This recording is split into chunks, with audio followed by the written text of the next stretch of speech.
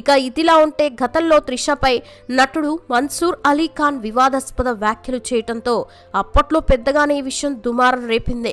ఇక అది మరవక ముందే ఇటీవలే ఏడీఎంకే లీడర్ ఏవి రాజ్ ఏడీఎంకే పార్టీ నుంచి తన తొలగించడంతో ఒక ప్రెస్ మీట్ను పెట్టి మాట్లాడుతూ 2016లో జయలలిత మరణం తర్వాత తమ పార్టీ ఎమ్మెల్యేలు పన్నీరు సెల్వంతో కలవకుండా చాలా చర్యలు తీసుకున్నారు. అందుకోసం చెన్నైలోని బీచ్ రిసార్ట్స్కి ఎమ్మెల్యేలందరినీ తరలించి వారిని తమ అధీనంలో ఉంచుకునేందుకు రకరకాల కార్యక్రమాలు కూడా ఏర్పాటు చేశారు. ఇక అలా ముందు విందుతో పాటు వారిని తృప్తిపరచడానికి చాలా మంది హీరోయిన్స్ని, సీరియల్ ఆర్టిస్టులని కూడా అక్కడికి రప్పించడం జరిగింది.